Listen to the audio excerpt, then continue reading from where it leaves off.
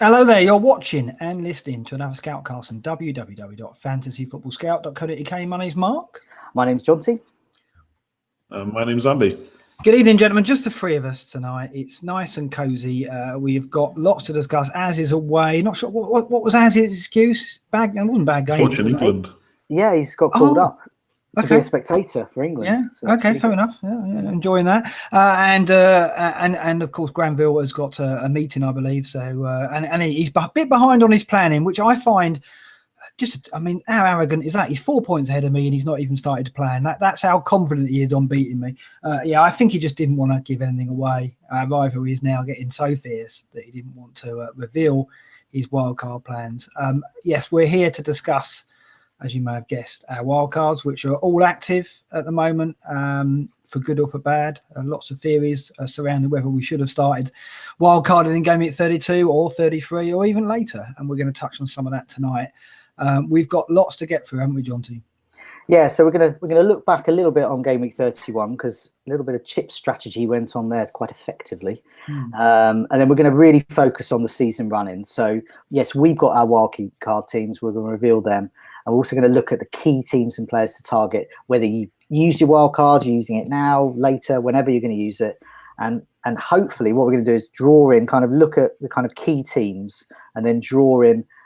Whether they're good for specific chip strategies as well, because we can't cover every single bespoke chip strategy, but hopefully we can cover most of the key ones. And then obviously we'll finish up with matters a bit closer, Game Week 32, clean sheets, fantasy owner risks, etc. Yeah, it's quite interesting because when the double game week was announced, 34, it wasn't what we expected. And we got some articles out, got a couple of articles out, one with a bit more deep analysis.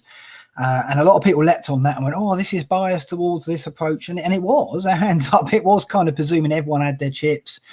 Everyone was looking to wildcard immediately. But when we sat down and looked at what angles we could come at, there's just so many, depending on what chips you got left, depending on how you prepared for Game Week 31.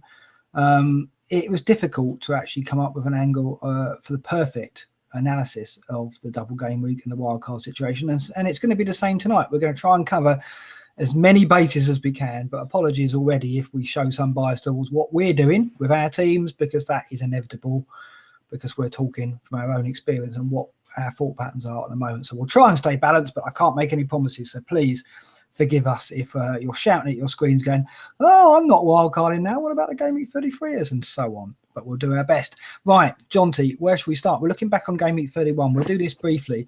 Now, it was incredible. It was an amazing game week because looking ahead, we thought 4 fixtures, 30, 40 points maybe. We expect Salah to be our captain. He should be all right. But what we got was an extraordinary game week and an incredible performance by Mr. Mohamed Salah, wasn't it? Yeah, it was. It will go down in legend, I think, for FPL as well. So it was a 46 average, which is quite high for 4 games. But you look at, so Salah did extremely well, 29 points. 87 was the overall for the top 10,000. So these were the top guys there. And then it got even bigger for those that used some chips there. And some of the real winners, now triple captainers, they pretty much all went for Salah. And their average was 111.8. This was from the FPL Discovery site there. So they were the absolute winners there.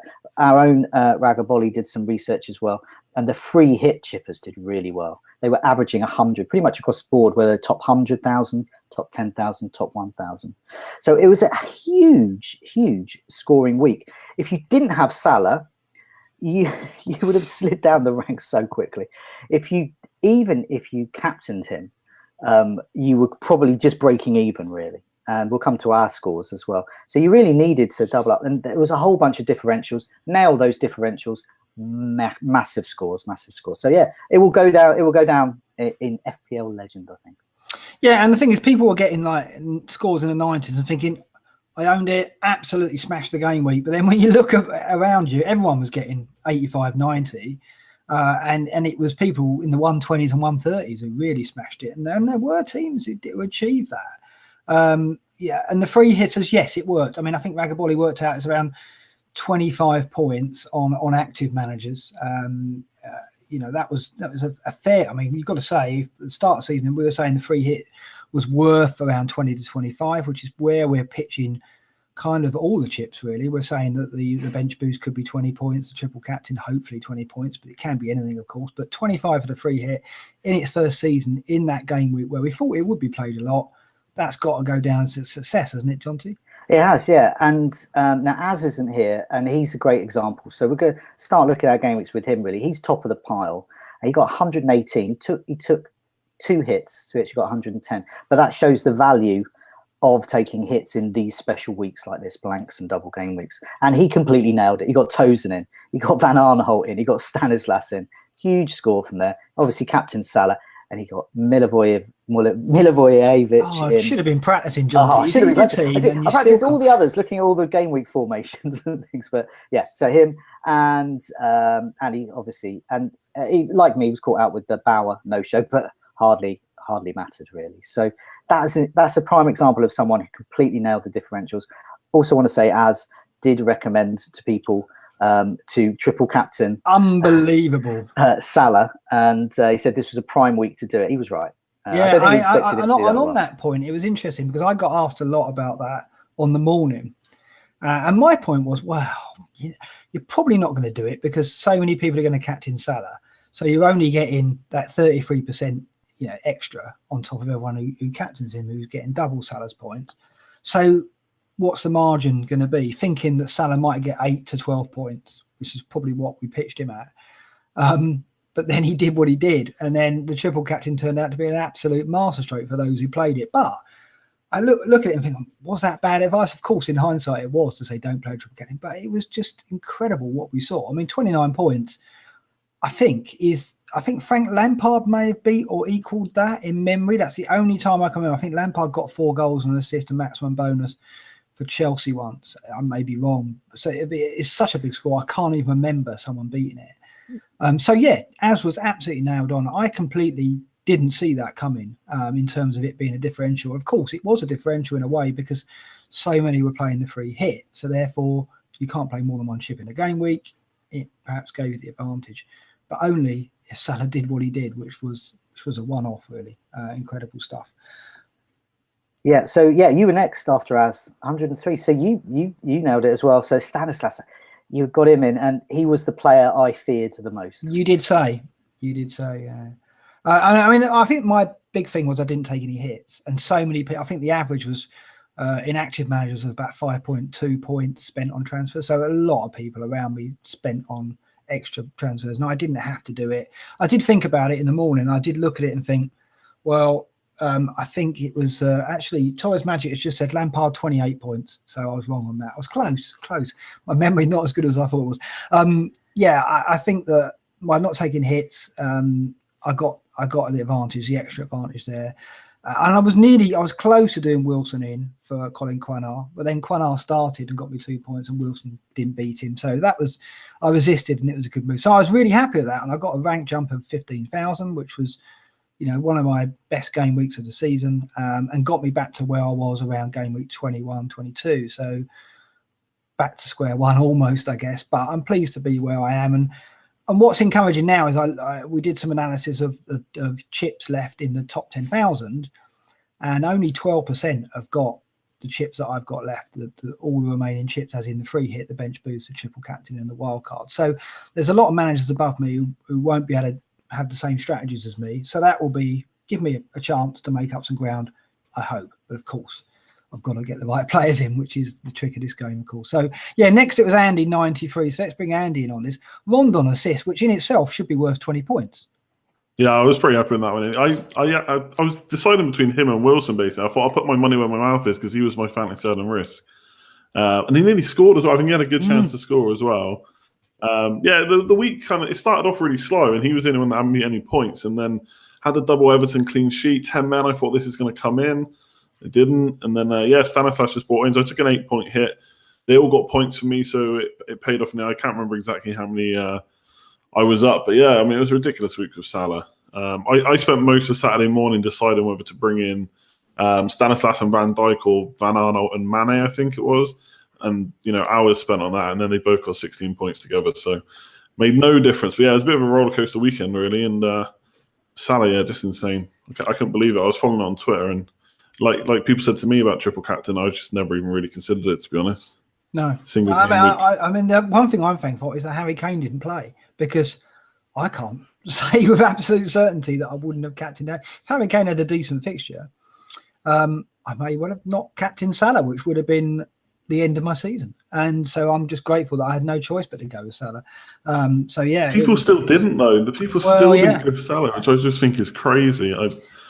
Not got much sympathy for him, I don't think, really. Well, it's interesting because 20%. I think it was 12% in the top 100 went with a non-Salah, but it was 20% of free hit managers went with another player rather than Salah. Now, obviously, the free hit managers can bring any player they want in, and I think in a way that hurt them because they could obviously bring in different options to Salah, better options perhaps than most teams had, and I guess they thought they'd use that as a potential differential, and it really obviously hurt them. It is incredible to consider that they didn't do it, but then I can't talk. There's been many a game week in the recent times where everyone said to me, "Why didn't you captain Salah?" And I've just been different for the sake of it. So I can't knock them for trying, but how badly they were punished. It was very, very freakish, that score. Okay, Granville on 91. He took an 8-point hit. He had Stanislaus, got Baines and Butland in. I mean, the clean sheet at Stoke didn't materialise. I've got to say, when I saw Stoke down to 10 men and the conditions, I did think Everton clean sheet were booked in, but Baines didn't get it. He got the Milivojevic penalty, of course, as did you, Jonty. And Jonty, coming to you next, he's got a 4-point hit, 85. So you got a red arrow, but it's not too much damage done. It was three figures. So I'm just outside the top 10, 2,000. So I've fallen a very small amount. Because basically I was 15 points off. It was the free hitters were my competitors this week, and I was 15 points off them. So that's what I'm hoping to achieve for my free hit when I take that. I want to get 15 points more than those who've already used it up. I was okay with it. I was a bit disappointed with some of the team sheets. It was what a week for Bauer to be benched. Hadn't been benched yet, suddenly benched. Yeah. And Van La Parra as well. And it was and Van La Parra. It was like these two nailed on players the previous few weeks, and it was looking good for a clean sheet for Stoke until Charlie Adam got sent off. And Van La Parra as well. So it was just like, of all the weeks to do it, the week where I definitely got no bench. So I ended up with about 7 starters. So I got Baines in. He was my hit, really, because Mane was always going to come in. That just didn't work out for me at Stoke, really. I thought that looked like a 0-0 written all over. And when I saw the snow coming down, I just thought they're not even going to get near the goal on this one. But wasn't to be. Yeah, Millie, my mate Millie did well. Triple Liverpool attack as well. To the rescue. So yeah, I'm pretty happy with that. So that's my key thing now. 15 points, free hitters. I won't forget 15 points on you now. Yeah, I think it's achievable. It's not. I mean, it's not. I think 85 was kind of the average of the top 10k. Average top 10k. That's why I didn't really go up or down at all. So that's all right. Quick rough of the smooth. Then we've got a few stories. It's mainly the triple captain. It is. I just did a quick call out to any of them. So we've got Analytic Footy, Thunder 66 UK. And Baines on Toast as well. They all triple captain Salah. So, on Toast, Analytic Footy, actually, it was because of Az. And he was looking at that and he was assessing that he just didn't have enough players going into it. So he felt he needed to do something to kind of pep his team up, kind of add another player, as it were. And what better player than Salah? So it was just a gamble that really worked out. So, well done, you lot. Yeah, no, absolutely. Well played. Okay, let's get on to the meat and drink of this current time, which is our wildcards. They're all active and it's a very exciting time, obviously. We've got the refresh and the rebuild, or whatever you want to call it, on the go. First of all, Az has sent his team in, so do you want to have a look at his first? Yeah, so what he's gone for is De Gea, Ryan in goal. Classic combo, which I think classic will be the combo. Popular one going forward. At the back, he's got Christensen, Smalling, Loughton, Stevens and Morgan. He's gone for Salah. He's kept Salah. Good. Goodmanson, Son, Mahrez and Gross. And then up front, very heavy attack here. Lukaku, Aubameyang and Vardy. He says that most positions he's pretty set on. He's happy to take a bit of a risk with Christensen because it looks like he was just kind of tired on international duty. He says at the moment he's still got Firmino in. It's just that gut-wrenching move because so much money's tied up and once you've done it, there's no going back really, apart from for a free hit. Now, what's interesting, I think, with him is that he's already used his triple captain. So he has a lot of freedom. He can do a variety of things. Say, for example, in game week 37, he's got no triple captaincy then, so he could even free hit then if he wanted. So he's got options, but he's not. He's going to bench boost game week 34. He's going to free hit game week 35. He's just following the standard approach, and then he's just going to go for game week 37 and just hope whoever everyone else triple captains doesn't do well. It's going to be a familiar pattern with our wildcard teams as well. He is targeting doublers. So what he's doing is he's targeting those that have a double game week 37, and then they've got another fixture which is pretty much likely to be game week 37. So that's what his plan is there, and it's probably a very wise move because it's one that we're all adopting as well. Yeah, I mean, let's talk about a few players here then. De Gea and Ryan, fine. I think that's we're all going to go roughly with that anyway. That's a very popular combo. Christensen or Alonso. This is interesting because we've all got Alonso in our wildcard teams at the moment. Alonso's been carried over for me anyway, so he never left my team. Christensen, I was a big fan of, got him in, and he absolutely cursed me. Obviously, and Az as well had that run with him as well, so he had a disastrous time with him. So it's interesting that he's gone back to him. Yes, he's probably going to be fit for 32, but I still wonder about his ability to do back-to-back games. I mean, if he's tired, if he's fatigued, and he's not playing for Denmark and he's come back, I wonder what is he going to last the next 8 games? I mean, out of the 8 matches that Chelsea got left, how many of those is he going to start? That would be my concern. I think Alonso is still nailed on. I don't see Emerson being a threat to his start. I don't think he's ready yet. And they're out of the Champions League, so that's not going to be a fact. So I think Alonso's okay for 8 matches, but Christensen I'm not so confident about. So I think that's an interesting gamble that he's gone with there. Also elsewhere, he has gone with a very heavy front line. What was his plans for that? Because I know that you're looking at this as well. Yeah, so he's a lot of money up there. He's a bit different for me. He's got no current plan to get Kane in. So we've seen what happened when Salah, the power of one player, and Kane, when he's got his eye on the golden boot towards the end of the season, he can offer similar returns. So he's a bit of a worry there. He's also got no City as well. I think part of it really is, he does like having that top heavy front line, and I guess it does give him some leeway to get Kane in with minimal hits. But he would possibly have to remove 2 quite good strikers there. Well, he'd have to get rid of Son, I guess, and then Lukaku out would be what he would do, maybe, unless he can afford to do it with Aubameyang, which is what I've got in mind. But yeah, it depends. I think it is. Yeah, so he's looking at that, but he's Hazard is another player that he wishes he had, and he has got enough in the bank to perhaps get Aubameyang out and Goodmanson to mix them up and get Barnes in and Hazard. So that's something he's got in mind. So he is thinking of using that wealth up top to shift it back into midfield. It's probably quite wise, really, because Hazard could be, we did a hot topic on it earlier in the week, players' secret weapons in the season running that people are avoiding, who could be amazing. He's buying himself a bit of time, probably quite wise, giving himself a couple of game weeks to suss Hazard out a bit there. Yeah, the thing is, we're all going Willian in our teams. We'll get onto it in a moment. Yeah. Willian is the standout midfield because of the value he offers, 3 million less, and his stats relative to Hazard have been outstanding as well. And I guess we kind of think, well, my theory is that he's playing so well, Conte can't leave him out at the moment. He might get his pitch time cut, but I think he starts. He hasn't got any Chelsea cover in midfield, so that's interesting. And without Alonso, he's more or less not got any Chelsea attacking cover at all. So I think the Hazard move might be one to look at. Yeah, I think that's an interesting approach from Az. I think he's got to cover Chelsea in some way, other than with Christensen.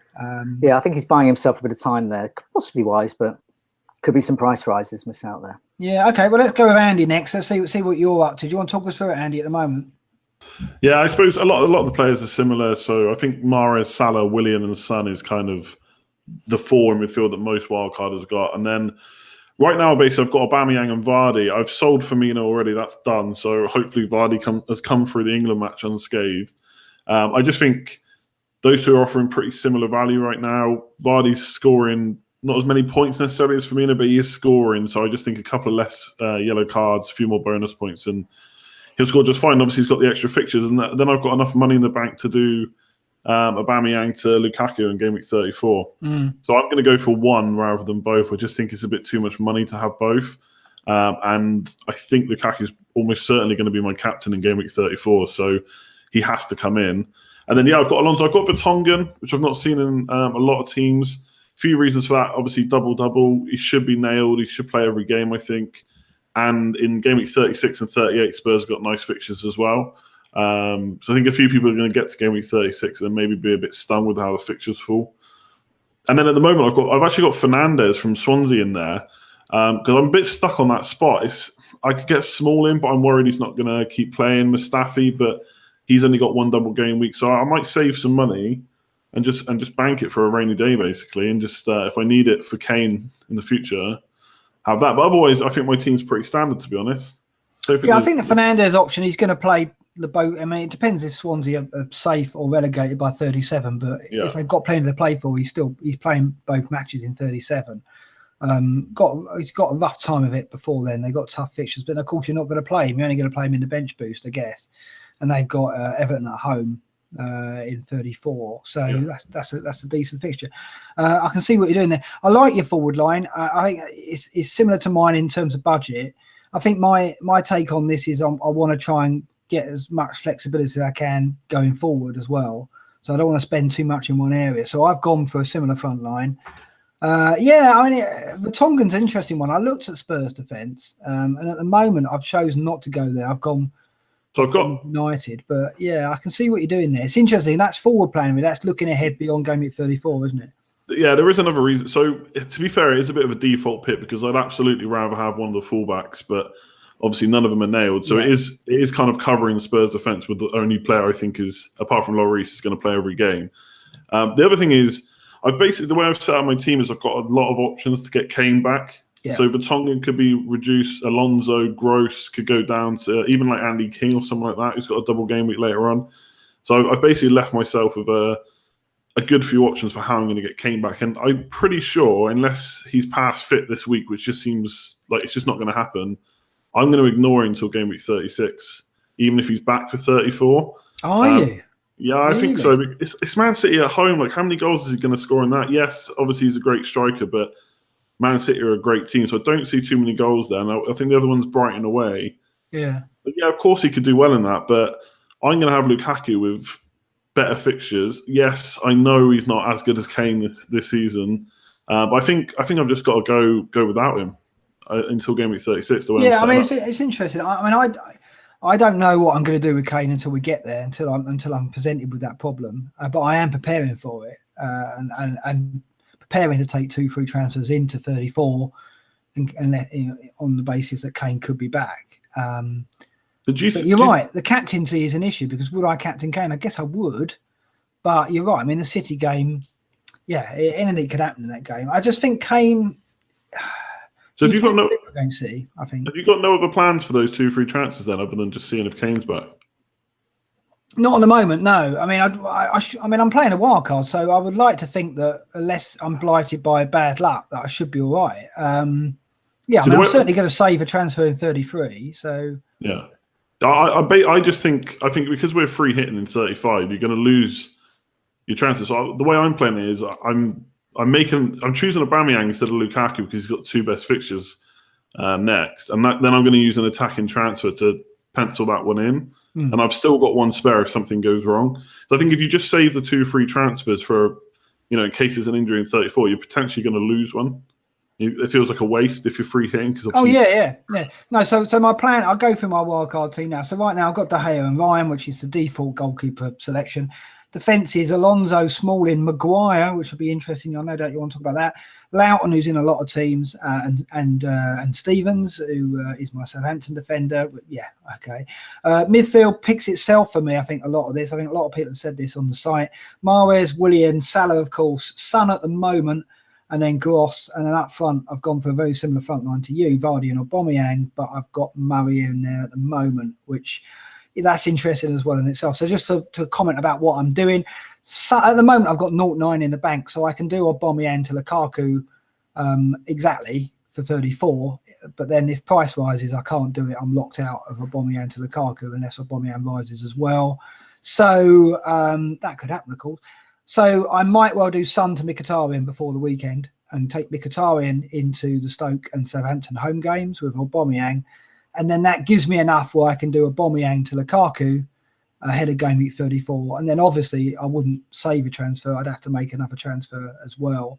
But if Kane is fit, then it will be Mkhitaryan or Son, whoever that midfielder is, probably to Lingard, and then Aubameyang to Kane. So that would be my plan. And I think Kane will be fit for 34. The leg brace is off, and I think we're going to know in advance whether that he's going to be a factor. And if he is, I think I will get him for Aubameyang, which will mean Son or Mkhitaryan down to Lingard, I think. Now, Az isn't here to talk about Lingard, so we can't have a big argument about that, which I know he'll have views on that. I can see him freaking out about the idea of getting Lingard back. But that is what I'm looking at the moment. So, Jonty, any comments on what I've done there? You've had a quick look at it. Maguire, I mean, it is very similar to mine. A few differences. You've spent a bit more in defence than me, and you've also locked yourself into a potential transfer, or rather giving yourself flexibility. That's why I like to look at it. So Aubameyang is a player that we want the next couple. We're not so keen for the double game week 34. No. We think there's better, Lukaku or Vardy or even Kane. So yeah, I think it looks fairly flexible. So I'm going to just talk about my team in terms of the context of that. In terms of, I think you need to start now thinking about Kane in two moves. You need to be able to get Kane with a maximum of one hit. If you're starting going into two hits to get Kane in, don't bother. Yeah. I'm also I'm hopeful of getting him in a bit later. I'm not so keen on him game week 34. So yeah, I do like your team. You're probably a bit disappointed after your last wild card. Yeah, I mean, I thought you were. I like this one. No, I mean, the two Brighton is puzzling. I've gone for Murray at the moment because he had a price rise, so I got him in before that with the idea that I might keep him. I can only play one of Gross or Murray, which gives me a problem at the weekend because I've got to decide which one to play, which is not going to be easy. Maguire, my thinking at the back is I want Maguire and Stevens because I think I want defenders who can offer me a bit of a goal threat. And I noticed you've got Cedric, which is interesting because he could be a different proposition under Hughes. Yeah, I mean, that's what I'll talk about Cedric in a minute. But yes, there's a reason for him. But I've just come back to Maguire. Now, he's a player that I have owned during the season. He's an enormously frustrating player. Yeah. And the reason is, at that price, you want clean sheets. And they're just not getting them. And it's really annoying.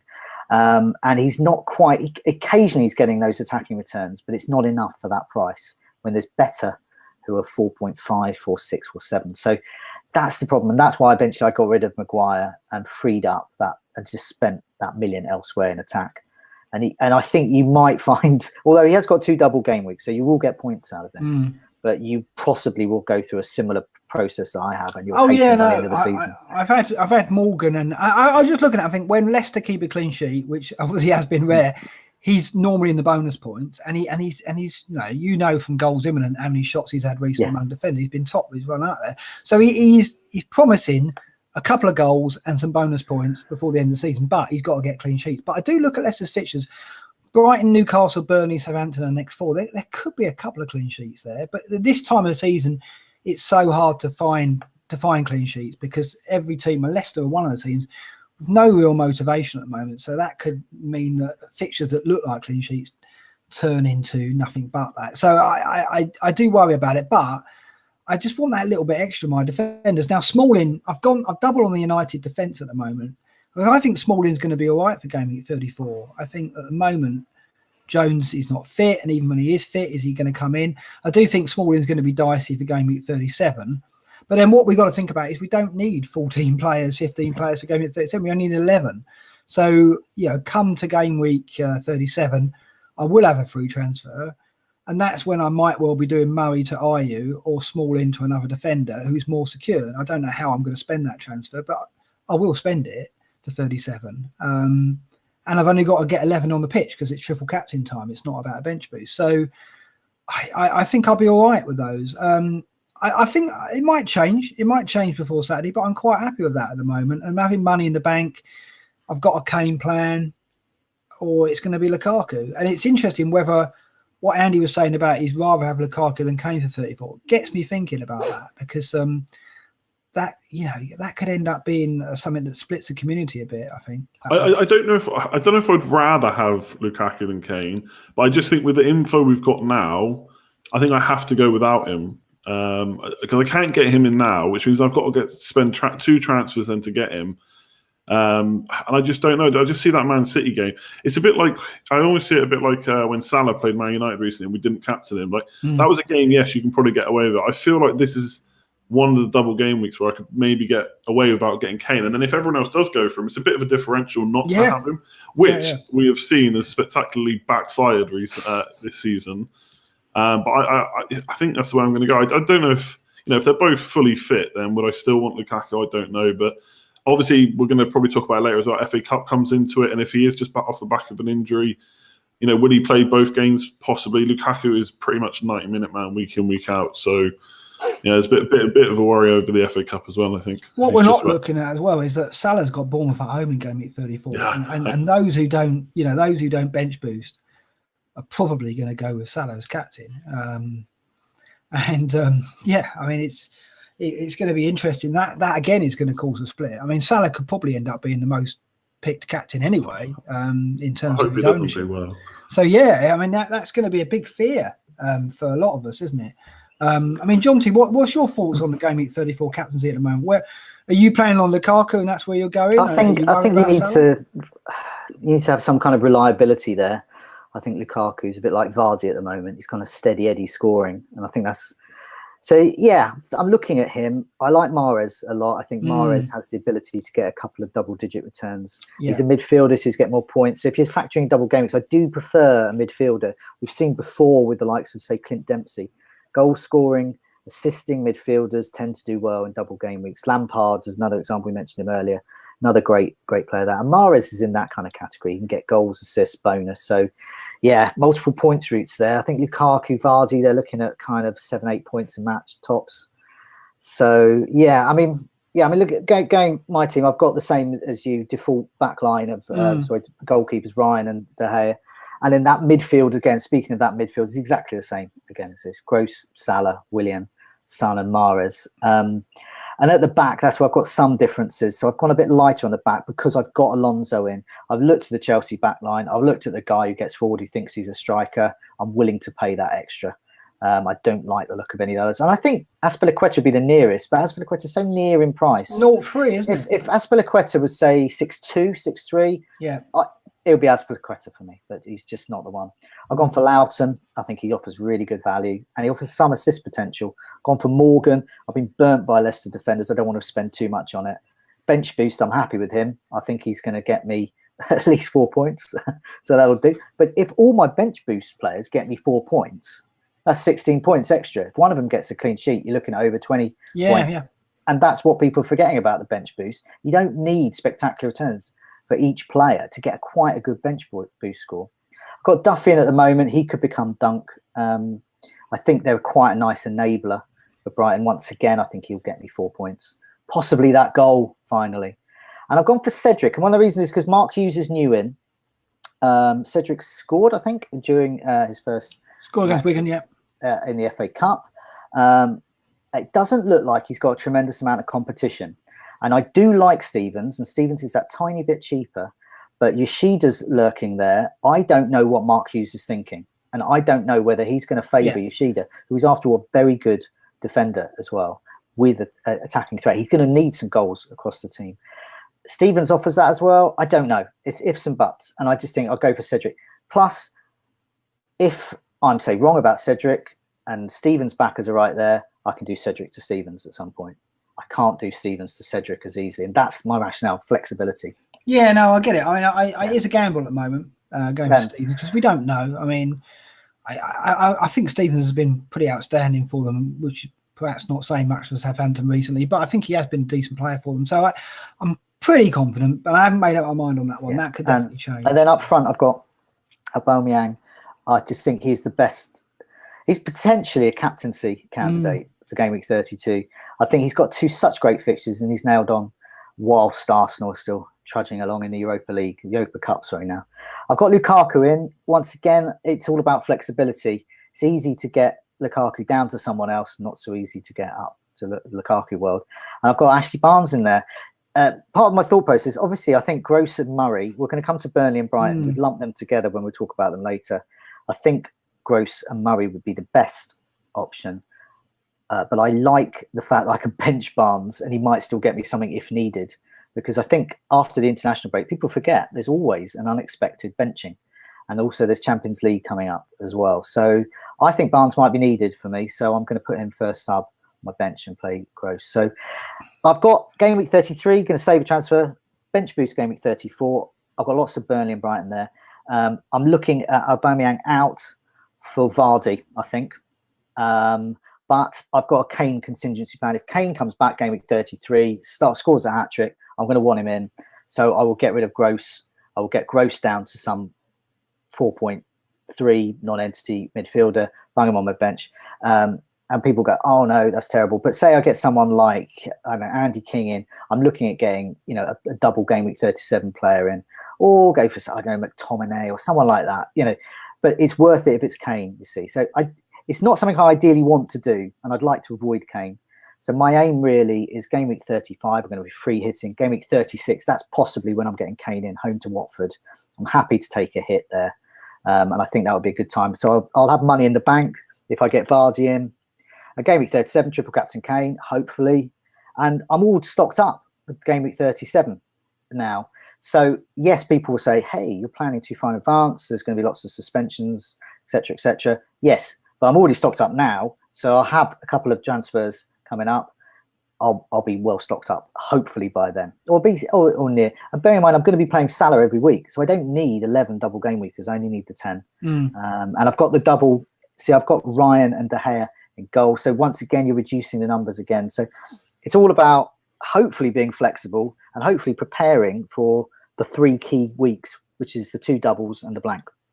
Yeah, no, absolutely. I think it's the theory is good, but it is all theory, and there are other alternative theories out there, and I've looked at them, and I just think that there's all viable options depending on what. A lot of people don't have the triple captain left, and that does change everything because it gives you more flexibility, as is in that camp, of course. For us though, we've got to look at 37 and look at Kane and go, that is my triple captain, and that kind of decides what we do in 34 with the bench boost. But if you don't have the triple captain, you've got more freedom to maybe play around with things. And I know there's that theory about wild carding in 36 before 37 and having that bigger or more recent view of game week 37. I just think we know we've got a pretty good idea what game week 34 is going to give us in terms of the team sheets. I think there's going to be a lot of teams with still plenty to play for, and so rotation shouldn't be too much of a concern. Even Man City and teams like that, they haven't got double game week, but they should still be not rotating.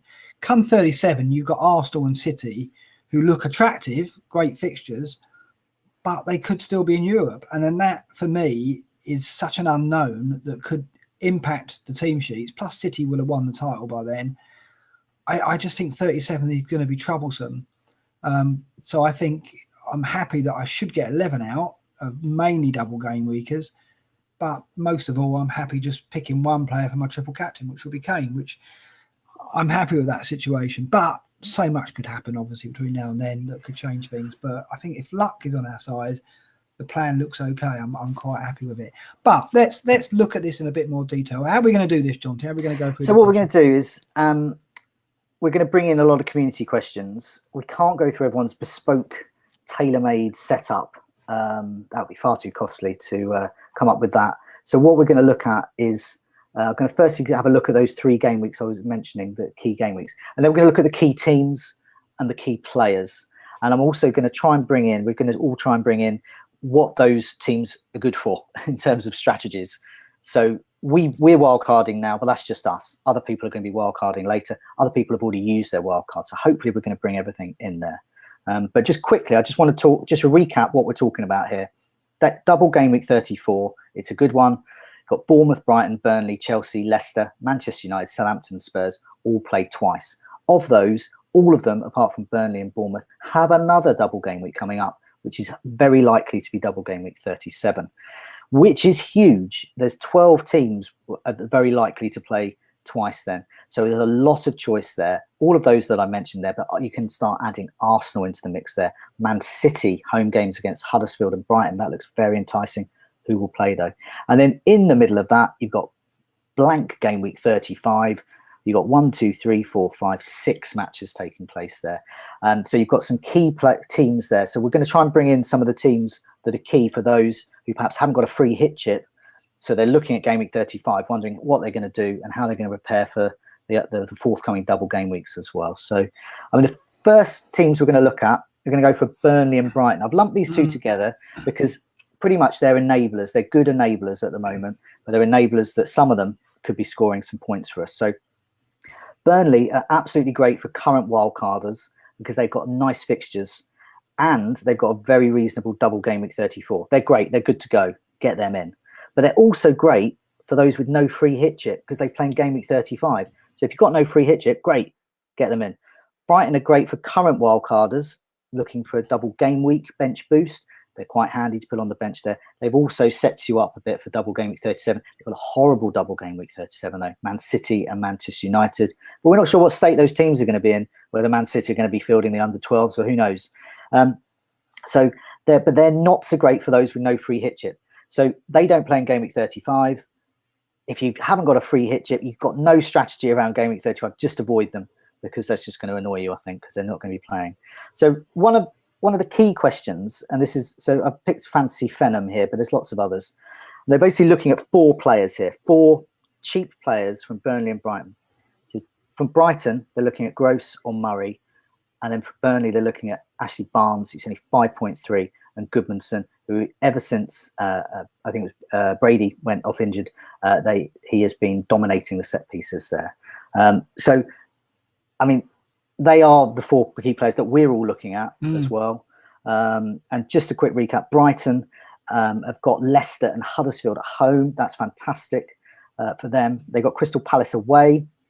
That looks potentially good for a Brighton defender.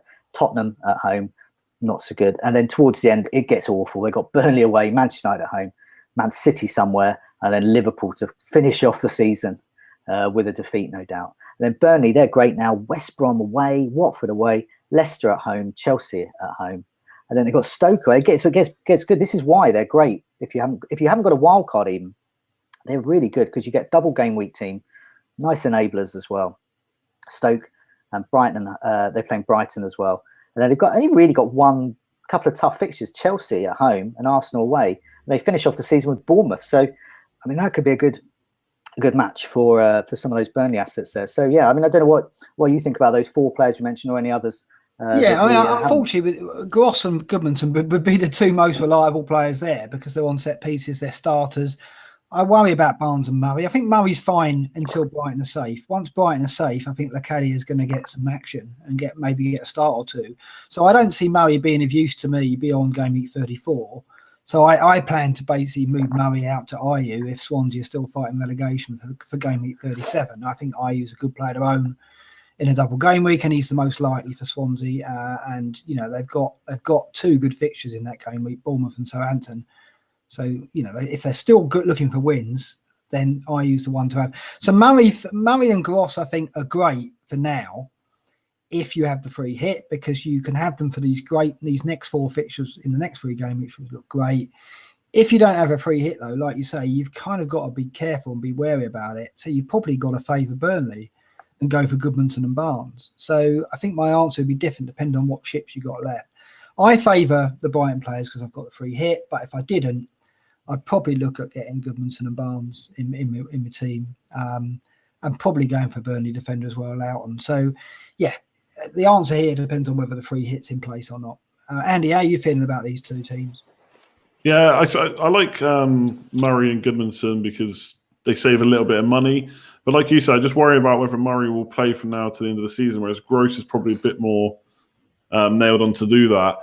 The other thing, the reason I've got Barnes instead of Murray is because I might need someone off the bench, but my kind of aim is to only play them in game week 34 with the bench boost. Outside of that, I'm probably not going to play them. So I'd rather just take the 0.6 saving. I think Barnes is in pretty good form. I don't know if there's any issues with his play time now. Wood is back, maybe. I don't know if they'll play together or whether he'll see reduced minutes, but I only really need him for the bench boost in 34. And outside of that, he's still someone I can swap to IU if I need to. But I know I'm going to want that money from Murray, and I don't want to make that extra transfer. So I'm just going to get Barnes in from the start, which means I'm going to get Gross. I don't really want. I think Gross is slightly better option than Goodmanson. So that's the way I'm going for. I know why people are getting Murray. Obviously, he's on penalties, and obviously if you're not planning on playing him outside of 34, then maybe that's okay. But I just think I want the saving for Barnes, really, 0.6 saving, especially when I've got to think about how to get Harry Kane back. Yeah, I think Murray depends on if Brighton, are safe by game week 34. Murray probably won't play the second game. He'll only get one of the games. So I'm banking on Brighton not getting 2 wins in the next 2, and still being needing good fixtures points. Though. Next 2 are really good fixtures. I don't think they'll get much out of Leicester. I think Leicester. I mean, we saw that. Chelsea picked Brighton off at the Amex on the counter attack. I think we saw Arsenal do the same as well. Was it Arsenal? Who was it who absolutely Liverpool absolutely annihilated them on the counter attack? So I think Leicester will go there and play in a very similar way to Chelsea and Liverpool and soak up pressure, let Brighton have the ball and catch them with pace. So I think Leicester could beat them, but I think Brighton will probably beat Huddersfield, and that could be the game that means they're safe. So that would mean that Murray and Gross could miss a second fixture in 34. So all this could be out the window. I do think Barnes is prone to rotation now. Wood is back. Again, he could miss the second game. So I think we've got to be prepared to be disappointed. But then these 4 players, Gross, Barnes, Goodmanson and Murray, they're not expensive. So we know our expectations should be managed about this, I think. Jonty, what's your thoughts?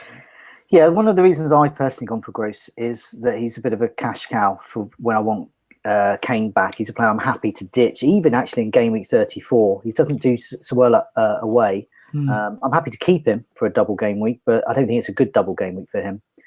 So I'm happy to ditch, and same a bit later on through the season as well. So I can downgrade him to a 4.5 or sub 4.5 midfielder.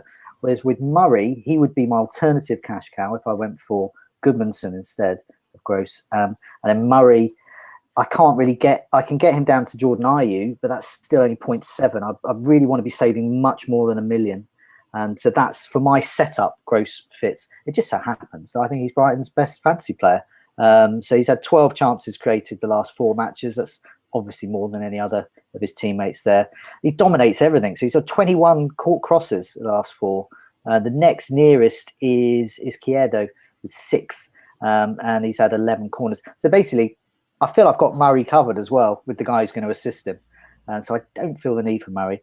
And also, if I had Gross and Murray, I'd have to bench one of them. And that would be really annoying. I'm happy to bench Barnes. That's my concern. But the other thing with Gross is that if I end up having to carry Gross into game week 37, against United and City, not good fixtures, but he's on set pieces and he can do it against them. He can get me a few points. So I think he's a must. I like Goodmanson a lot as well. I have in my Sky team. He's been great for that because he dominates those set pieces. There's always assist potential there. I think what it comes down to is whether you've got your free hit chip or not. If you've got your free hit chip, get yourself one of those Brighton players or both. And if you haven't, avoid Brighton. Just go Burnley. Yeah, no, simple as that. Okay, next one, Jonty. Right, Liverpool.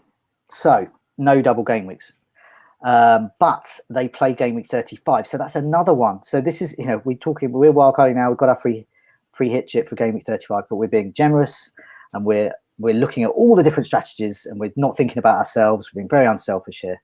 And if you've got Liverpool players and you've got no free hit chip, and they play game week 35 and they play game week 35 against Bournemouth at home. So keep them. Don't get rid of them. They're very precious. And in fact, the rest of their season, they're fantastic. So if you've got no wild card left, forget the double game. Keep your Liverpool players. So if you've got Firmino, keep him. If you've got one of their defenders, keep him. You've got Crystal Palace away, Everton away, Bournemouth at home, West Brom away, Stoke at home, and then Chelsea away. That's the only tough one. And then they finish the season with Brighton at home as well. This is a fantastic set of fixtures there. So the key thing for Firmino owners like myself is Prayas Bajaj asks us, are we selling or keeping Firmino? And Anzi Babikin asks, which single game weekers are we targeting? So he suggests that Liverpool is a good place to go for that. He's also talking about your friend Alexander-Arnold, and Robertson as well. So yeah, I mean, the key thing there really is Firmino. So I mean, I know with you, Mark, you've just got him in, so you're happy to ditch him. You've got no money. But a lot of us have got. He cost more than $1 million than we paid for him, so that's a bit of more gut wrenching. Yeah, and there's no doubt about it that those who don't have the wild card and those who don't have the free hit, they're looking at Firmino and Mane and thinking these could bridge the gap now. These players could be the players that mean that I don't lose out, I don't lose ground, because those playing the wild cards are going to get rid of Mane and Firmino, just like I did. I'm sure many will. And it's a fear. It's going to be a fear of mine that over those fixtures that you read out there, particularly the Bournemouth fixture in 34, West Brom in 35. West Brom in 35 is not a major problem because we're going to free hit and get them in. But around that game week, it's going to be a concern that they're going to punish us. And they could do it straight away at Palace. Firmino and Mane could really hurt me. I think we've got to accept it and gamble on the double game week as outscoring them, but it is a fear. In terms of the single game week players, yeah, I see it. Alexander-Arnold would be a contender if Klein wasn't back and hovering around and being a threat, and I think that Klein's going to get some minutes and maybe some starts. Robertson's a good option, definitely Robertson. I don't think he's going to lose his place to Moreno, but I'm probably not going to look at a Liverpool defender. I think the Liverpool defence is still a little bit unreliable, and of course, what we've got to think about at the moment in the short term is the Champions League tie with City. How is that going to affect the minutes that that Firmino and Mane get at Palace? How is it going to affect their minutes at Everton? Because those are the two fixtures around the Champions League tie with Man City. And Klopp has eased off on rotation, but this is going to be a big test. In his head, is he really going to flog Firmino and Mane at Palace, take them into the City game, having both of them played 85 minutes? Or is he going to take one of them off? I mean, certainly Mane I expect to be off around the hour mark, maybe Firmino earlier if they get the game won, maybe around 75. So that was a factor in me getting rid of those two. I think the Champions League fixture could be an influence on what happens in the Palace and Everton games. Andy, what are your thoughts? Were you scared about getting rid of your Liverpool attackers? It took me a while to take Firmino out of the team to kind of mess around with options, but yeah, he's gone now. To me, it's Vardy versus Firmino because they're around the same price, depending on when you got them. And when I look at the fixtures, I don't see one where I'm going to be that worried about not having Firmino, apart from maybe game week 38, and who knows what's going to happen there because Vardy plays Spurs away and Firmino has Brighton at home, but that's ages away. So in the closer fixtures, I think they're pretty similar. It's Palace away versus Brighton away, then it's Everton away versus Newcastle home, then it's double game week. So yes, it's Bournemouth, but I back Vardy to score more points in the double. So yeah, I think for me, getting rid of Firmino is pretty easy. Salah, there's almost no point talking about it, not getting rid of him. And then defenders, yes, they could do okay, but I just think there's enough double game week defenders for the same price or even less who I'd rather have in. Like we've already talked about, Burnley defenders, Morgan, maybe even a Swansea defender here or there. So Robertson looks pretty good now. I don't know if he's going to get rotated, to be honest. I think he's fit enough to just play through. Maybe Klopp will be worried about him and he'll get reduced minutes or something. I don't know if he's going to get rotated. I just think he's 4.95 million now. I don't want to spend that on a single game week player. I don't think at this point in defence. I think there's other options. Yeah, but absolutely, if you don't have the wild card and you're not free hitting, then you hold these Liverpool players and hope that they're going to bridge the gap. And I think they probably could do us some damage. Jonty, you're worried about what they're going to do over the next 4 or 5 game weeks? I share your concerns about rotation. I don't have those concerns about Vardy, Lukaku, Aubameyang. So I just don't have those same fears, whereas I do with Liverpool. I think particularly the Everton game, but I just cannot see them playing significantly these 2 Premier League games and those 2 key City games as well. So for me, it's Firmino's going to go. I look at it. You've got to look at it 2 ways. One, God, I'm losing all of that. But what's the point of value if you don't spend it? And I'm making lots of money from it. A lot of the other moves I need to make that I haven't made yet on my wild card rely on you cashing in Firmino, basically. And so he's been a good servant to my side. Earned me lots of money, earned me lots of points. So time to go. I had a look at his return since game week 21. So we're talking kind of post-Coutinho era. He's been a great scorer, but not an explosive scorer. Just 1 double-digit return. That's 12 points away to Southampton, game week 27. So the most he's got, he's looking at he's got a 7, a 5, an 8, another 8, another 8, and 1, 2, 3, 4, 5 blanks over that period. So we're not talking a player like Salah here getting rid of, and not talking a player about Harry Kane in the final few game weeks trying to get the golden boot, or Aguero in his pomp. We're talking about a very good player, but a very good player who doesn't have as many games left as Vardy or Lukaku. The other thing is that with game week 35, if we've got a free hit chip, we're getting a player in that slot there. So you've got to think of your team. You're 11. There's just 11 slots of players, really. So, yes, it doesn't matter about Vardy, Lukaku not playing game week 35 because we'll get another player in there, maybe a City attacker, who knows. Yeah. But maybe Firmino back again. I'll spend a bit more, just get him in for a final hurrah. So for me, if you've got Firmino and you've got all your chips, get rid. If you're low on chips, just keep, because he is a steady scorer. Yeah, he is. And it's so comparable to Vardy, because if you remember, there was that time when I had a decision and I went, I'm going to go Vardy as a differential. And I think more or less they've replicated each other's points since then. It's been tit for tat, really, game week after game week, one doing well, one doing well. So I think they're very comparable, Vardy and Firmino, in terms of their double figure scores, but their consistency. They're both fairly consistent scorers, but not big scorers. So I think because Vardy's got the extra fixture, I think that's a sound trade for the double game weeks. But like you say, it could hurt us for those. The chip list could do well out of Liverpool still. Okay, Arsenal next. Right, so strategies that Arsenal suit. They're good immediate fixtures. They've got Stoke at home, Southampton at home. So they are very good for current wildcarders. They are also good for late wildcarders. So if you're wildcarding game week 36, they are great for double game week 37 when we expect them to have a double game. And that's going to be Leicester and Burnley away. So both away games, both potentially tough. Towards the end of the season, I think they could do well there. So I think they're pretty good there. And so they're also great for those with no free hit or wild card as well. So they're great for loads of people because they play in game week 35. And importantly, in game week 35, they play at home to West Ham. So that's a really good fixture. So Arsenal are a very good side for all sorts of different types of people, whether you've got lots of chips or hardly any. So FPL Sid asks, best Arsenal assets going forward. And Jeremy Corbyn, not the Jeremy Corbyn, just Jeremy Corbyn, asks, is Aubameyang worth the money? And also FPL Dalmatian asks something very similar to what we were speaking about earlier, about is Aubameyang actually quite a nice cash cow for someone like Lukaku or Kane? So is he worth getting in, not just for the points, but also so you can trade him in, or trade him up, trade him down, and get Kane in? So, I mean, absolutely. I think Aubameyang, hands down, is the best attacking asset because he's absolutely sure of starts in the Premier League, or should be, the fact that he's ineligible for Europa League. And the Europa League is the concern because not only is two fronts here. One, rotation's heavy in the Premier League because Arsenal are prioritising that. No doubt about that. We've seen Ramsey being rested. Is it going to hurt the likes of Mkhitaryan? And that's making me worry about him a little bit as well.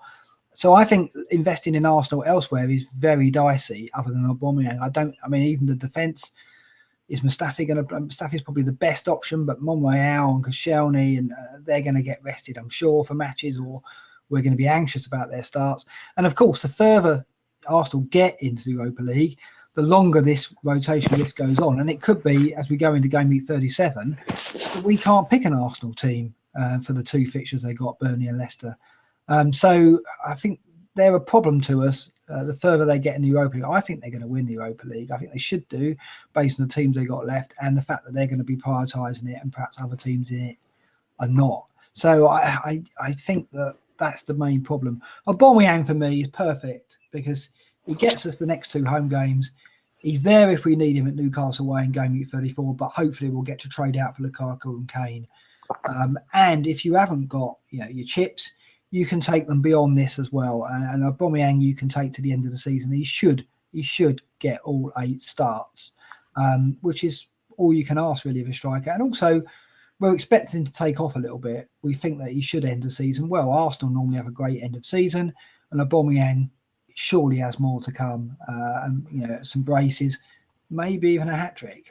So I think he's a great option. Other than that, I think, you've probably got to risk it if you don't have the wild card and the free hit. You've got to look at Mkhitaryan probably, and you probably look at Mustafi as well.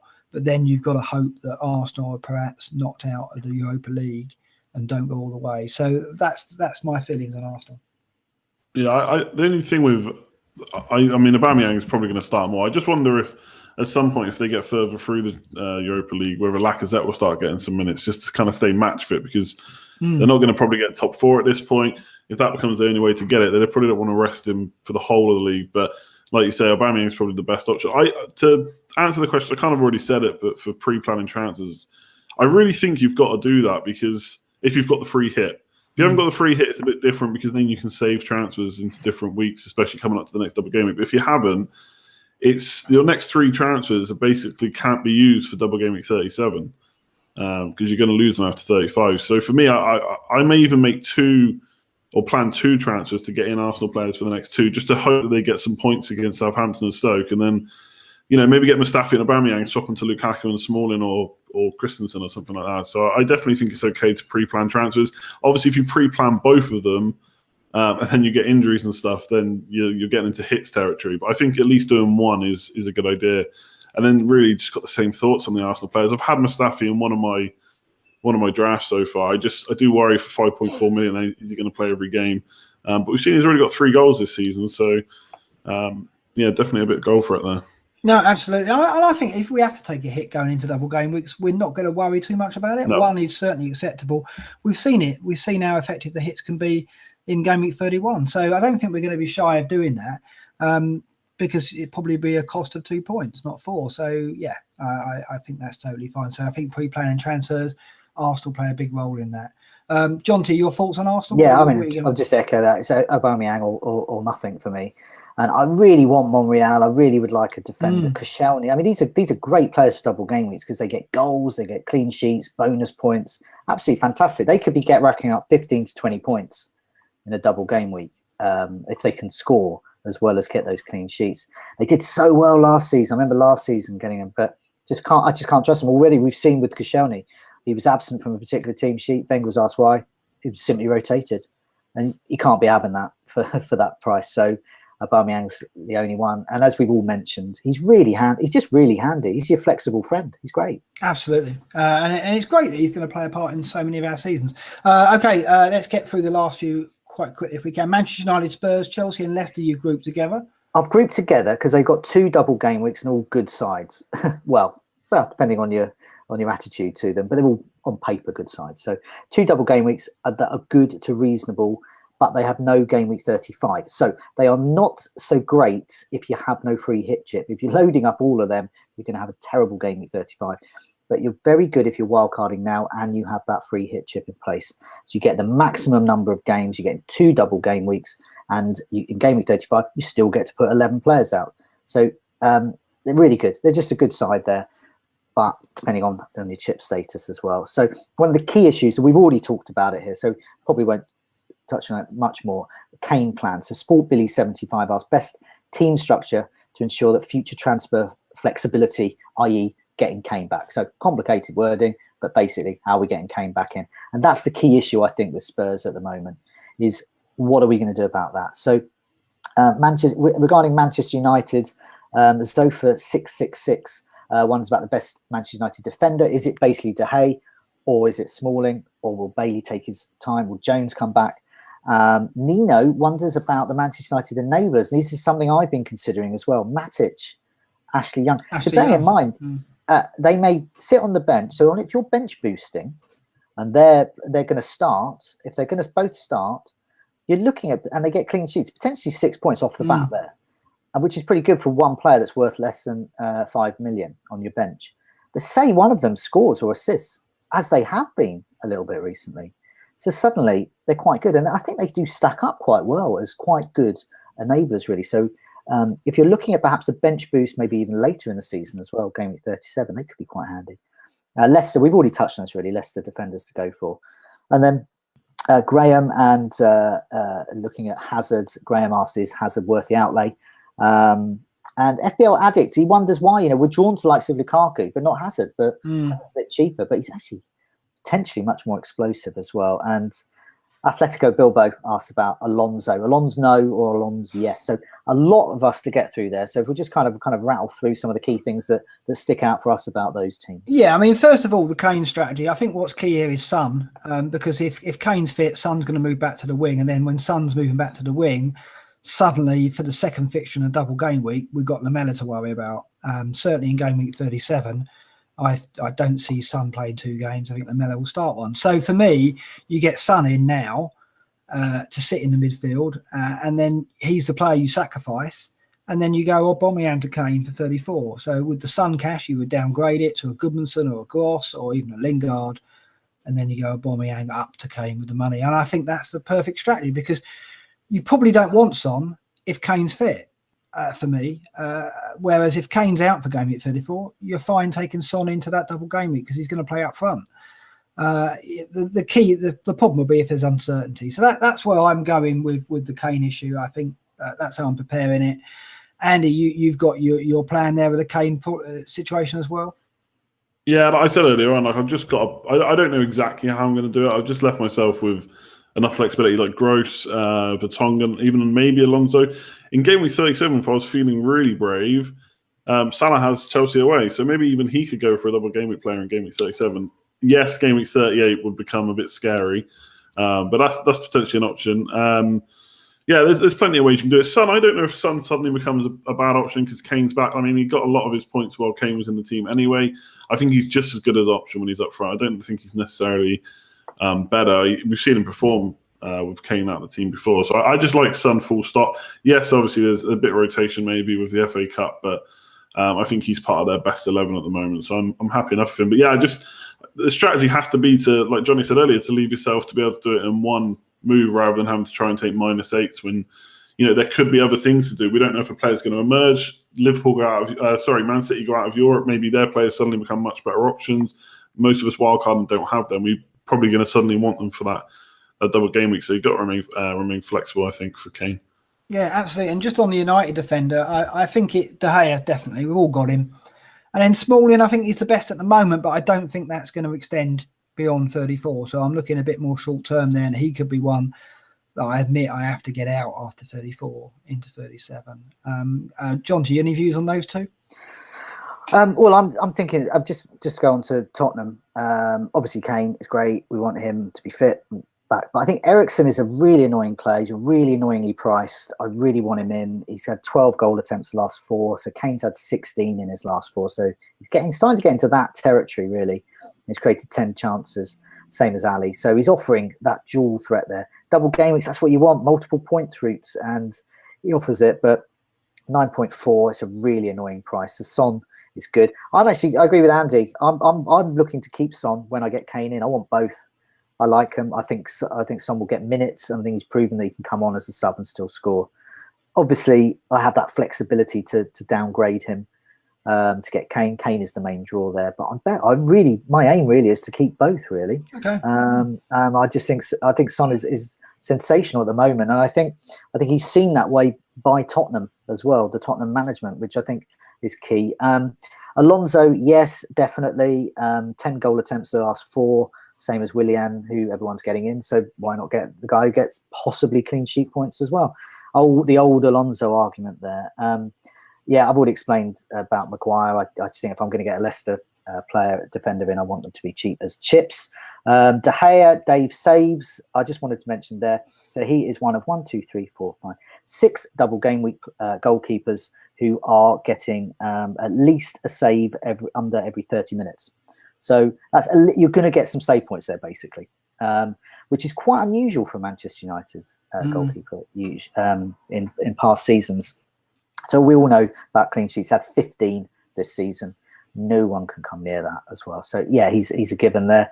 For a second goalkeeper, just to mention, because we're going to come on to Swansea, my man Fabianski, I would be recommending for 37. Yeah, absolutely. And going back to Hazard, I think Hazard could be a key man, and I think that if Az goes Hazard, I think that could work for him. I'd like to be able to work Hazard into my team, but I just don't see how I can do it without losing a big player. But I do think he could be a massive differential, because a majority of wildcarders are going to go Willian.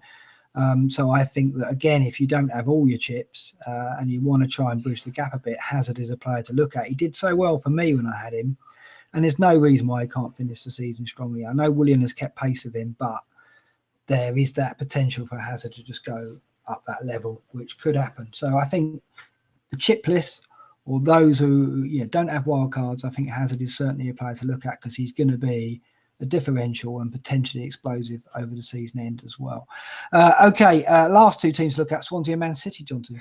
Yeah, no, I've lumped them two together, and people are probably wondering why. It's just because they are absolutely ideal for late wildcarders, because they have a double game week 37. And in both cases, potentially a very good one as well. So also many current wildcarders are not going to be going for them. Now, I know this is something Andy's already thought of this, and he's got Swansea defender in. He's got that in mind. So someone like myself, I'm going to become a cropper, I think, because I think they're quite good for clean sheets occasionally. So Sabu David Akar he asks if we're looking at potentially game week 37 and bench boosting, are Swansea the perfect time for this? Yes, they're an absolutely perfect side for bench boosting in game week 37. So if you're planning to use that chip, then they're absolutely ideal, because they're enablers there that could get you points as well. Mike Harbrow asks, is game week 37 bench boost better? So basically what we're doing here is we're weighing up, is Swansea cheap players, are they better than Brighton and Burnley's cheap players? So that's the question there. And then Pumpkinhead, should we be looking at keeping players like Sterling, Otamendi, especially if we have value tied up in them? That's my case with Otamendi. Still rattling in my team. Can't quite bear to part with him at the moment. So yeah, some interesting issues there for these two teams, which are absolutely key for the end of the season. And there's something that we haven't mentioned. There's a key word. It begins with R, ends in notation. I'm sure both of you are going to mention that. Yeah, I mean, this is it. If City are still in the Champions League, then 37 is going to be a write-off, I would have thought. I mean, I can't... even De Bruyne, you wouldn't say would start both games in 37 if they're in the Champions League final. Because why would he do it? He's got the title won. Why would he play De Bruyne in the last three matches when he doesn't have to? De Bruyne is going to play game week 38, I would have thought, end of the season, last game of the season. So Huddersfield and Brighton in game week 37, if they're in the Champions League final, I would say City's team sheet's going to be up. But that's a big if. They've got a long way to go, City, to get to that final. But the trouble is, if we're sitting here now going, right, I'm going to play a bench boost in 37, it could happen. It could happen. And if it does happen, City are going to be difficult, very difficult to call, and you're probably not going to be able to get City players to get 2 starts. Equally, if Swansea are either safe or relegated by 37, which again could definitely happen, then is Jordan Ayew going to play both games? Probably not, because he'll play Tammy Abraham in one of them, I would have thought, because they've got nothing. Why would they play the same team back to back in the Saturday game and the midweek game? Last game of the season for Swansea, home to Stoke, so they're going to play a full strength side in that one, you kind of think. But it much depends on what their situation is. If they're safe, then I think we're going to get rotation. If they're relegated, probably not going to play Abraham. He's a lone player, so why would they do that? So many questions. It's unknowns. And the problem is, if we're saying City and Swansea and Arsenal are big teams for those bench boosting in 37, I agree they are. The trouble is, all three could be massively affected by rotation, depending on where they are in Europe and whether they're relegated or safe. And that, to me, makes the bench boost a gamble in 37. It could all work out beautifully. It could be we get to 37, City are out of the Champions League, and suddenly they look amazing. But if that's the case, we've got a free transfer. We can make a transfer and get one of their players in. Equally, I plan perhaps to do Murray to Ayew if Swansea are still fighting the relegation battle. So it's not the end of the world for us who don't have the bench boost in 37. And it could work out for bench boosters in that game week. But it's a risk. It's a risk, right? So I think that they'll be keeping fingers crossed that results and things work out. And that, for me, hangs over Swansea and City. How are you feeling about them, Andy? Yeah, I just think with the bench boost, I've kind of already told myself it's not really worth that many points to worry about it that much. I just think everyone's going mad because they can now bench boost in 37 because there's more fixtures. But you've only got a certain amount of money. You're going to have to go for those cheap players like we are in 34. So can Swansea, is Ayew much better than Murray? Maybe with those fixtures, but like you say, who knows what situation they'll be in then. So I'm not too bothered about the bench boost personally. The only thing with City rotation, I suppose, is maybe we'll be able to get in the players that aren't playing in Europe. So, you know, if Aguero is going to get rested for both those games or get severely reduced minutes, then maybe Jesus suddenly becomes an option. Maybe Bernardo Silva is an option. But the thing is, we just don't know till then. So I'm not getting any City players on my wildcard now. I just think with the fixtures they've got, there's too much unknowns for later in the season. And obviously we've got the free hit in 35. So I'm kind of ignoring them for now. But if they are out, then it's a whole different ball game then. And those that are wildcarding can suddenly maybe get triple on City. You know, Aguero, De Bruyne, Sterling play both games, Huddersfield and Brighton. I mean, that is the best double game week this season. So looking good. But for me right now, I have to ignore them and hope for the best and hope maybe they're still in Europe come 36 and 37, because I won't want to spend 2 or 3 chances getting them in, because I'm also going to have to get Kane in as well. So there's only, you know, I don't mind taking hits, but even I have a limit. Yeah, I mean, I think if I've got Kane in for 37, I've got a free transfer, and City look like De Bruyne and Jesus are going to play both games, I'll take a 4-point hit. And then people who do bench boost and wildcard in 36, well, they'll get some advantage, but not much, because it's cost me, 2 points to get De Bruyne in on a hit? So I think we can fix it when we get there if the fixtures fall nicely. So I don't think the advantage is going to be that huge.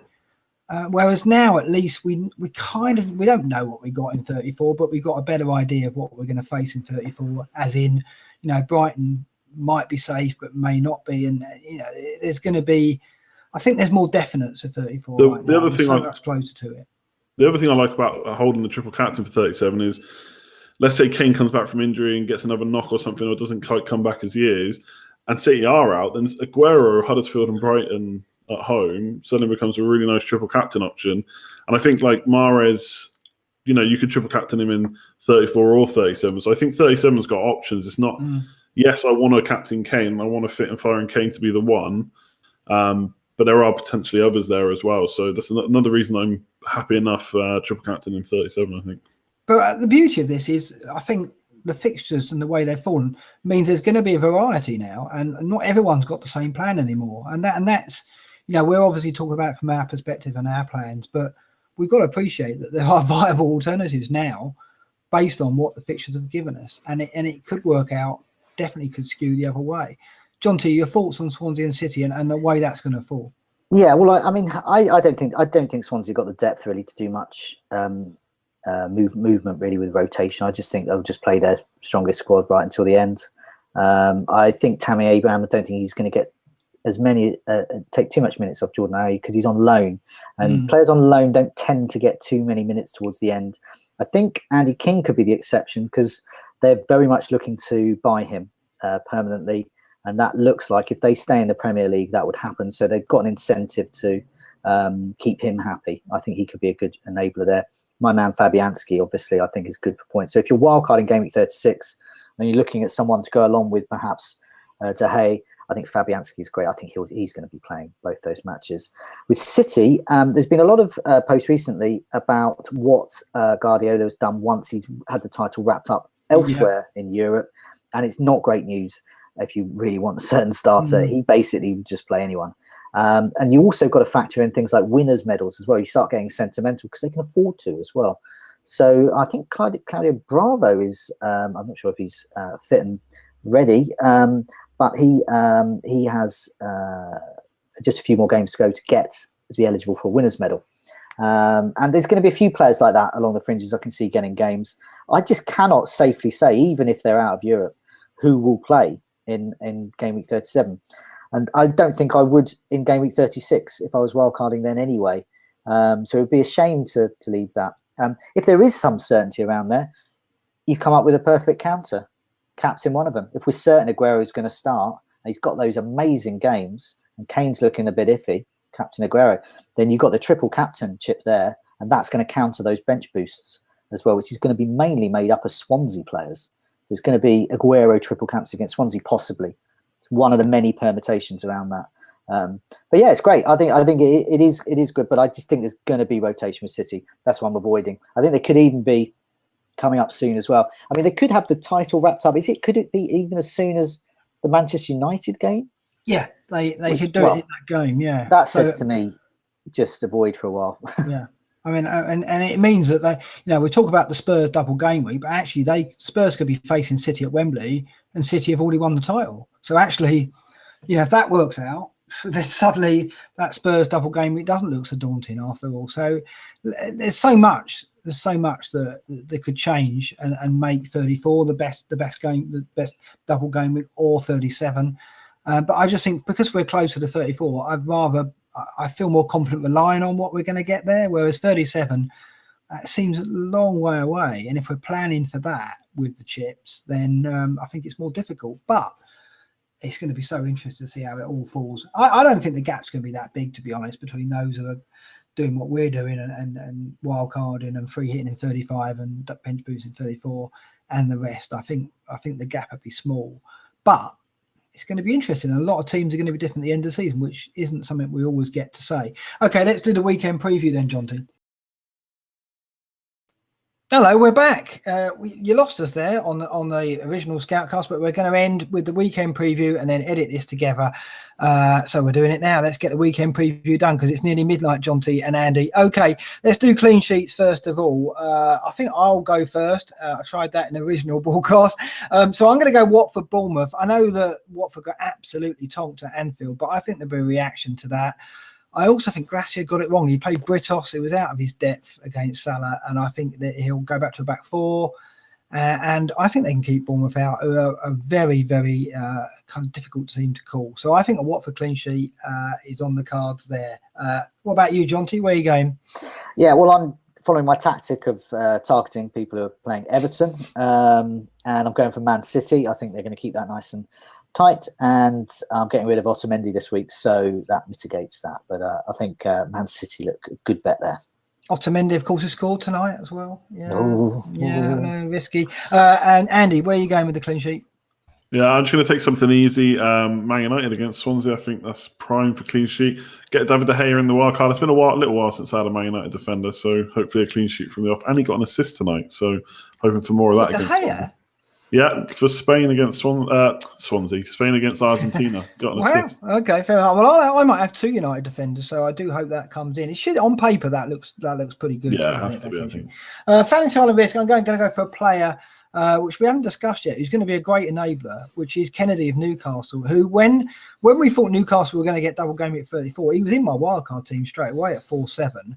And I think he's going to be a player that if you don't have, if you don't have a wild card and you're building towards 37, perhaps, then Kennedy looks a great bet because he's got a good fixture in game week 32, Huddersfield. And obviously got 16 points last time out as well. So he's in form, playing left wing. Newcastle, plenty to play for, plenty of motivation. And if we get to game week 37 and they're still not safe, then and still chance of staying up, then Kennedy's going to be a great prospect at 4-7. So that's me. Fancy on this for game week 32. Home to Huddersfield. I'm going Kennedy. Jonty, where are you going? I'm going to go for a different Brighton player to one we've been mentioning. So we've talked about Gross. We talked about Murray. I think Izquierdo looks good back for his country as well. And he's created the last 4 matches 7 chances. He's had 10 goal attempts. Now 10 goal attempts is key. That's one more than Murray. Even. He loves a shot. He loves a shot, and he did this while he was in the Belgian league as well. He cuts in and he fires in a shot. Sometimes they miss, sometimes they go in. But I think what I like about him is he's quite good away as well as at home. So he's a little bit better than Gross in that respect. And also, so he could be quite a good, useful player if you're kind of forced into keeping a Brighton player through their bad fixtures. I think he could do well. I think he's going to get minutes as well because he's a player they kind of been building up. He doesn't really need to rest as much because he's already had a lot of rest earlier in the season. So I think he's good to play.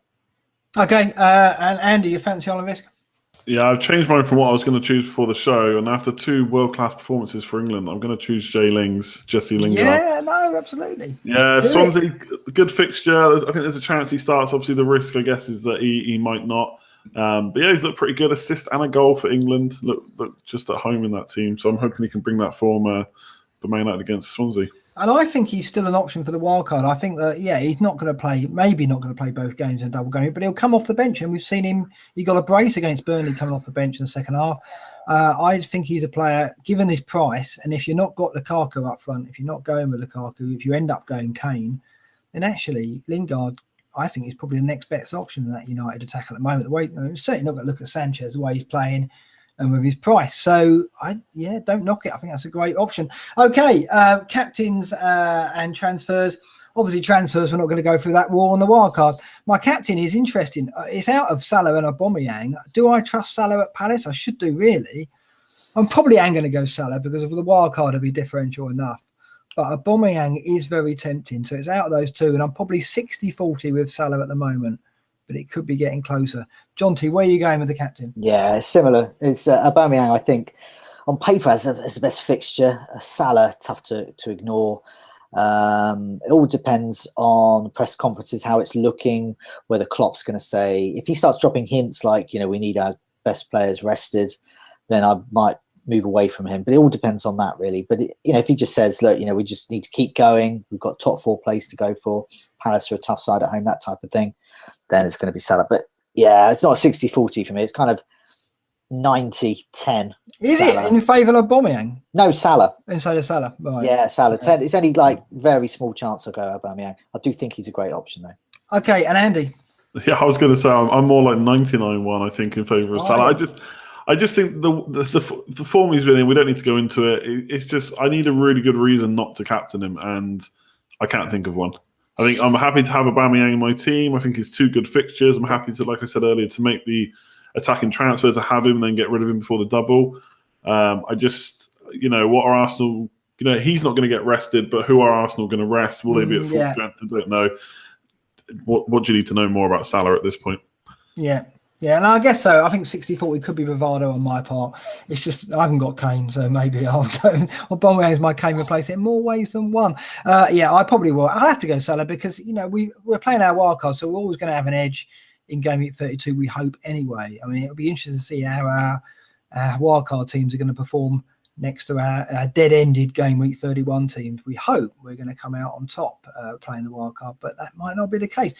Like Shaqiri and Walcott could deliver in Game Week 32, and that could hurt me. Who knows? So much is going to be. There's going to be such variety over the end of the season, and we always felt that when we played the chips at this stage of the season, that wasn't going to be the case. That everyone's going to play the same route. But I think tonight, Jonty, we've discovered by touching on some of the alternatives available, there's a lot of variables and a lot of change is going to happen, and everyone's going to have a different approach, I think. Yeah, and I think it's become a little bit tribal as well. A lot of people are really going a bit gung ho, and they want to use their wild card in Game Week 36 or their free hit chip in Game Week 34, and they're kind of wedded into this strategy as if it's the reason for living. The reality is, anyone who plans in FPL does well. They might not do well initially, but if they can plan to get out of it, basically the more effort you put in, the more you get out of it. And if you've got lots of chips left and you're looking at double game weeks and blanks and you're working out how to use them around there, I don't think it matters where you use them. It's up to you. I just think all those that plan are going to effectively do better than those that don't. So we can't go wrong. Everyone's a winner. In theory. And on that note, we'll end the Scoutcast. Shame it was in 2 parts. We'll get this edited together for you anyway. But thanks for joining us again, Andy and Jonty. Thanks for sticking with us. If you stayed up late to the end of this, till we came back with a preview, it's a good night for me. Good night from me. Good night. Good night all.